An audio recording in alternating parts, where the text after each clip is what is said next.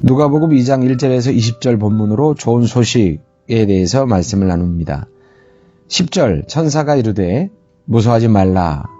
보라 내가 온 백성에게 미칠 큰 기쁨의 좋은 소식을 너희에게 전하노라. 여러분, 좋은 소식인데 도대체 어떤 좋은 소식이길래 한두 사람도 아니고 한 무리, 한 집단도 아니고 온 세상에게 기쁜 소식이 될 수 있을까요? 세상에 어떤 일이든 누군가에는 도움이 되지만 또 다른 사람들에게는 그렇지 않을 수 있는 것입니다. 한 나라에게는 유익하지만 다른 나라에게는 유익하지 않을 수도 있습니다. 만약에 휘발유 값이 싸지면 시민들은 좋아할지라도 정유회사는 울상일 수 있을 겁니다.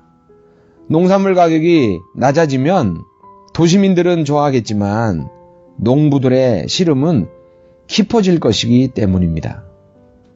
없는 자에게는 유리하지만 가진 자들은 울상일 수도 있습니다.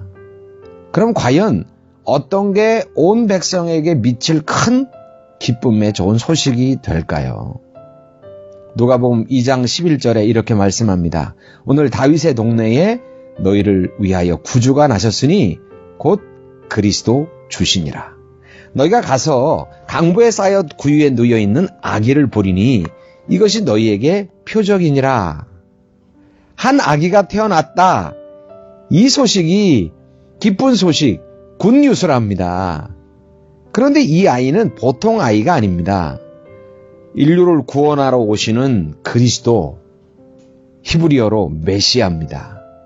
구약이 그토록 수도 없이 예언했던 오매불망의 메시아, 이 땅을 회복하실, 이 땅을 통치하러 오실 그 메시아가 오셨다는 소식, 그것이 온 세상에 미칠 기쁨의 좋은 소식이었던 겁니다.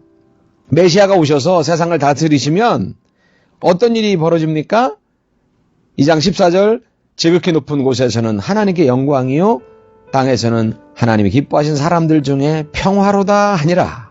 메시아가 오셔서 세상을 다스리면 세상의 평화, 헬라어로는 에이레네고 히브리어로는 우리가 잘 아는 샬롬입니다. 그 샬롬이 임한다는 겁니다. 왜요? 그분은 평강의 샬롬의 왕이기 때문에 그렇습니다. 그분이 다스리는 나라가 샬롬의 나라가 되기 때문입니다. 샬롬이 무엇입니까? 샬롬을 정의를 내린다면 죄가 세상에 들어오기 전에 상태로 돌아가는 것입니다. 타락전 세상, 그 세상은 말 그대로 샬롬의 세상이었습니다. 절대적인 평강. 여러분, 이게 다른 말로 구원 아니겠습니까?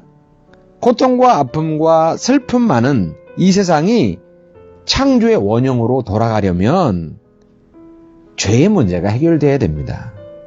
죄의 문제, 죽음의 문제가 해결돼야 되는데 그 문제를 해결하시기 위하여 예수님이 오시는 겁니다. 그러니 온 백성에게 미칠 큰 기쁨의 좋은 소식이 되는 것입니다. 신학적 해석을 첨부하면 어떤 기쁨과도 견줄 수 없는 비교 불가능한 절대적인 기쁜 소식인 것입니다. 할렐루야! 세상의 모든 문제는 죄로부터 기인된 거 아닙니까? 예수님은 인류의 죄값을 지불하기 위해서 오셨고 십자가에서 인류의 모든 죄를 지불 완료하셨습니다. 가상칠언 중에 마지막 말씀이 뭡니까? 테텔레스타이, 다 이루었다는 말씀입니다. 다 이루었다. 다 지불했다. 주님은 십자가에서 지불 완료 선언을 하신 겁니다.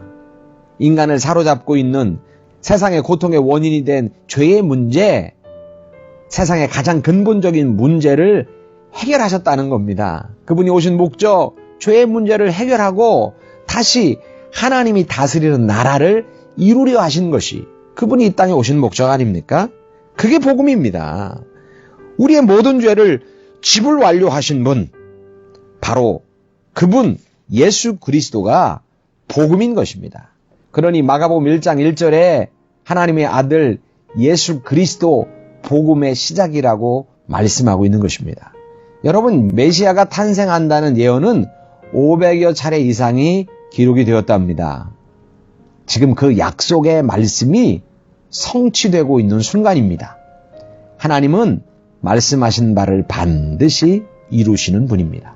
죄송한 표현이지만 사람은 믿을 존재는 못 됩니다. 왜요? 연약하기 때문입니다. 인생은 아침 안개와 같다고 성경은 말씀합니다. 아무리 영롱한 빛을 자랑하더라도 금방 사그러지고 말 겁니다. 인생은 풀이요, 그 인생의 영광은 풀의 꽃과 같다고 했습니다. 풀은 마르고 꽃은 아무리 아름다워도 시간이 지나면 떨어지는 법입니다. 실제로 짧은 목회의 경험을 돌아보건대 간슬개를 다 빼줄 것처럼 말했던 사람들, 교회의 기둥이 되겠다고 목소리를 높였던 분들, 목사님의 오른팔이 되겠다고 그렇게 자신 천만했던 사람들, 교회에 심지어 뼈를 묻겠다고 했던 사람들이 있었지만 여타한 이유로 떠나는 것을 보았습니다. 그분들이 나쁘다는 게 아닙니다. 인간이 연약하다는 말씀입니다. 그러나 하나님은 신실하신 분입니다. 얼마나 그분이 신실하냐면 성경은 하나님을 가리켜 회전하는 그림자조차 없는 분이라고 했습니다. 얼마나 크시면, 얼마나 견고하시고 변함없으시면 그런 표현을 하겠습니까? 하나님은 제가 좋아하는 표현입니다. 여호와 샴마의 하나님입니다. 늘 그 자리에 계신 하나님, 늘 변치 않는 하나님이시라는 말입니다. 그분은 반석이고 요새입니다. 반석은 흔들리지 않는 것을 반석이라 하지 않습니까? 요새는 뭡니까? 결코 뚫리지 않는 게 요새입니다. 뚫리면 요새가 아닙니다. 하나님은 영원하시고 흔들리지 않는 반석이요 요새가 되십니다. 열면 닫을 자가 없고 닫으면 열 자가 없는 분입니다. 그분은 크신 분입니다. 여러분, 그분의 말씀이 얼마나 신실하냐면 마가복음 13장 31절에 보니까 천지는 없어져도 내 말은 없어지지 아니하리라. 마가복음 5장 18절 진실로 너희에게 이르노니 천지가 없어지기 전에는 율법의 1.1획도 결코 없어지지 아니하고 다 이루리라. 성경에는 예언자적 완료태라는 게 있습니다. 아직 이루어지지 않은 한참 미래의 일인데도 불구하고 완료태로 기록하고 있는 것이지요. 예컨대 우리의 구원은 미래에 완성될 겁니다.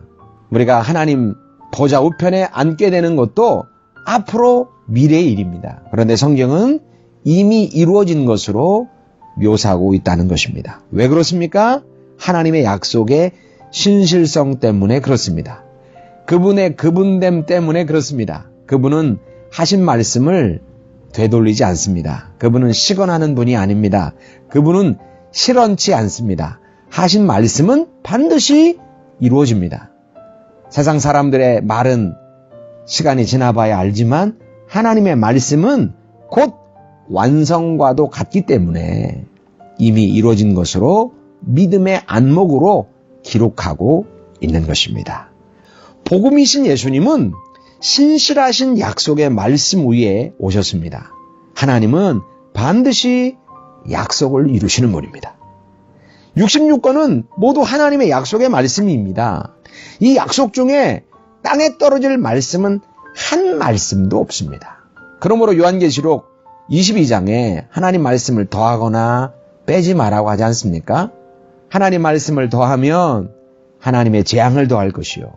하나님 말씀을 빼면 하나님의 생명록에 있는 너의 이름을 뺄 것이라. 그렇게까지 말씀하시면서 하나님 말씀의 신실성을 우리 가운데 표현하고 있는 것입니다.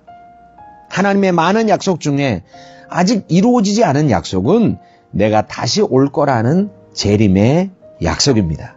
제가 세보지는 않았습니다만 주님이 다시 오실 것이라는 예언의 말씀은 1000번 이상이 기록이 되어 있답니다. 하나님은 한 번만 말씀하셔도 그 약속을 반드시 이루시는데 1000번 이상 말씀하셨다면 기어코 기필코 반드시 결단코 그 약속을 이루시겠다는 주님의 확약이 아니겠습니까? 하나님의 약속을 붙들고 살아가는 저와 여러분 되시기를 주님의 이름으로 축복합니다. 우린 이미와 아직이라는 하나님 나라를 살고 있습니다. 하나님 나라는 이미 임했습니다. 그러나 온전히 임하지 않았습니다. 분명한 것은 하나님 나라가 곧 온전히 임할 겁니다. 우리가 이 땅을 살아야 될 이유는 하나님 나라를 이 땅 가운데서 확장하기 위해서입니다. 예수님의 12 제자에게 내가 너희를 세상에 보낸다. 그들을 미셔너리로 파송하면서 하나님 나라 확장의 명령을 허락하신 겁니다. 우리를 통하여 하나님 나라가 이 땅에 확장되기를 주님은 원하십니다. 우리는 하나님 나라를 이 땅에 이식하고 이 땅에 그 나라를 풍성케 만들 책임이 있는 것입니다. 모든 사람이 삶의 자리에서 우리에게 부여하신 소명의 자리에서 우리가 가진 직업을 가지고 우리가 발을 디디고 있는 삶의 현장에서 하나님의 통치와 다스림이 이 땅 가운데 실현되도록 살아낼 책임이 있는 것입니다. 대충 살다가 주님 나라에 들어갈 생각을 하셔서는 안 됩니다.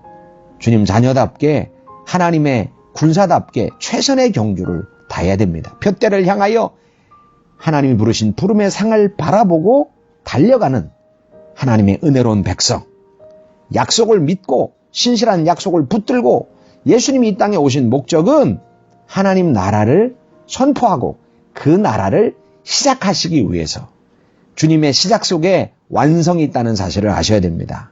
그 하나님 나라는 우리와 협업, 우리와 동역하심으로 그 나라가 이루어져 가는 것입니다. 모쪼록 하나님의 약속의 말씀을 붙들고 주께서 이 땅에 기쁜 소식으로 오셨다는 사실을 다시 한번 되뇌이면서 감사하면서 그 나라의 일꾼으로 살기로 결단하는 아름다운 성탄절 되기를 예수의 이름으로 축복합니다. 할렐루야.